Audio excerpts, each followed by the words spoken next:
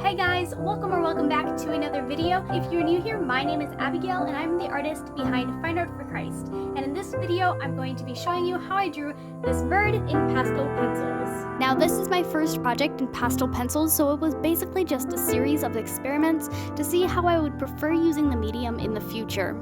To start the project, I wanted to see how well the pastels actually blended out on my homemade pastel matte surface when I just used my finger to blend. I do show you how to make this pastel matte surface in this video if you are interested in that.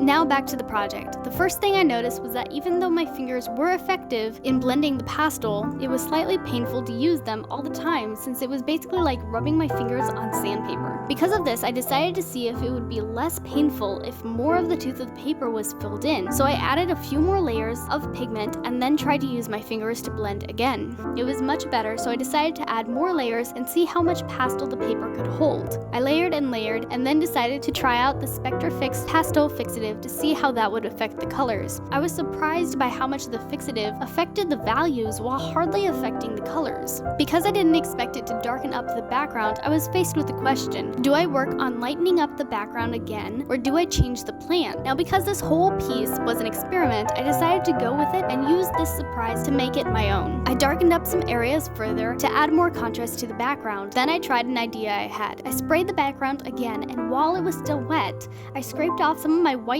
pastel onto the background, creating the look of stars. This was a lot of fun and totally different than I had planned it to go. Comment down below, have you ever started a project and had it turn out totally different than you had planned? Anyway, after the fixative dried, I was eager to move on to the bird. Now here is where I ran into a little bit more difficulty. I wanted to include a lot of detail into this bird, but as I went along, I noticed that every time I'd blend out an area, it would mess up almost all of it because the area was too small to fit all the detail I wanted. So once again, I needed to take a step back and reevaluate how I was going about it. I decided that I could not have all the detail I wanted, so instead I needed to create the illusion that all the detail was there. I did this by focusing on my values, really getting my highlights as light as they need to be, and my shadows as dark as they need to be. Then I threw in just enough detail and color to make it seem like there was a lot more detail in that area. I learned a lot from this project, so to break it down for you, here are the three main things I learned. 1. Only blend with your finger after there is plenty of pastel on the paper to avoid hurting your fingers.